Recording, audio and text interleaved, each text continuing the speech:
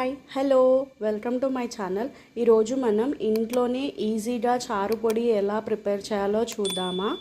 ఇంకెందుకు ఆలస్యం, మరి ప్రాసెస్లోకి వెళ్ళిపోదామా. మరి ముందుగా చారు పొడికి కావాల్సిన పదార్థాలు: ఒక చిన్న గ్లాస్తో 3/4 గ్లాస్ ధనియాలు, అలా 2 గ్లాసెస్ తీసుకోవాలండి. మీ దగ్గర గ్లాసెస్ లేకపోతే కప్స్ అయినా తీసుకోవచ్చు. 2 గ్లాసెస్ 3/4 గ్లాస్, 3/4 గ్లాస్ ధనియాలు.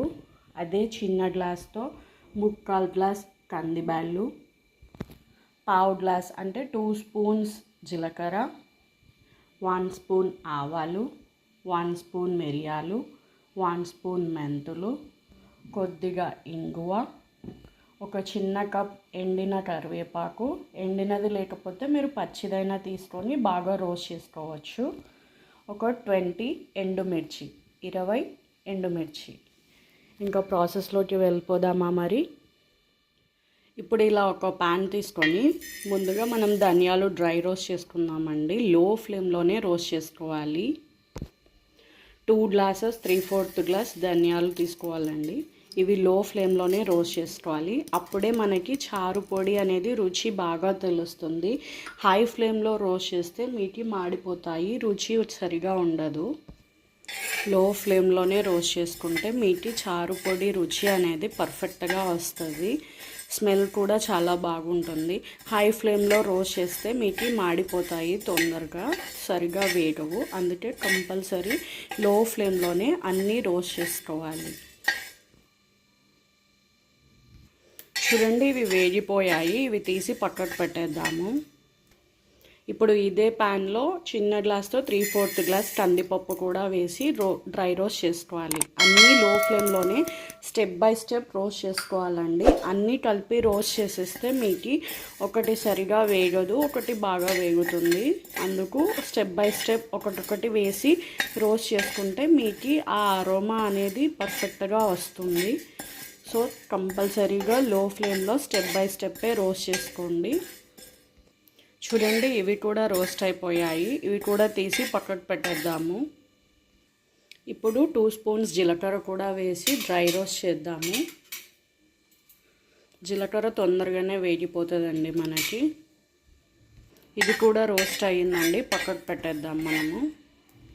ఇప్పుడు అదే ప్యాన్లో 1 స్పూన్ ఆవాలు, 1 స్పూన్ మిరియాలు,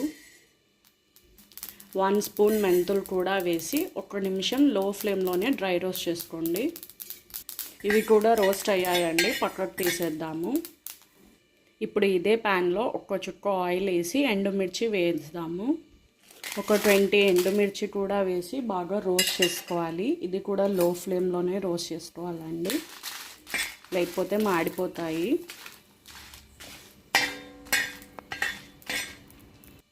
ఇవి కూడా రోస్ట్ అయిపోయాయండి, పక్కకు తీసేద్దాం మనము. ఇప్పుడు ఇదే ప్యాన్లో మనం ఎండబెట్టిన కరివేపాకు, చిటికెడు ఇంగువ కూడా వేసి స్టవ్ ఆఫ్ చేసేయాలి. ఎందుకంటే ఆల్రెడీ పెనం వేడిగా ఉంటుంది కదండి, అదే వేడికి ఇవి రోస్ట్ అయిపోతాయి. మరి హీట్ చేయాల్సిన అవసరం లేదు. ఇవి కూడా వేడిపోయాయి, పక్కకు తీసేద్దాము. చూడండి, ఇలా అన్నీ స్టెప్ బై స్టెప్ రోస్ట్ చేసుకున్నాక ఇవి చల్లారనిద్దాము. చల్లారాక మనం మెత్తగా గ్రైండ్ చేసుకొని పౌడర్ లాగా చేసుకుందామండి. ఇవి చల్లారాయండి, ఇంకా మిక్సీలో వేసి గ్రైండ్ చేద్దాము.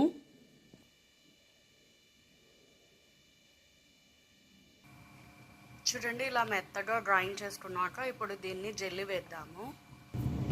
ఇలా జల్లి వేసుకోవడం వల్ల మీకు పౌడర్ అనేది బాగా మెత్తగా వస్తుందండి. సో బాగా జల్లి వేసుకోవాలి.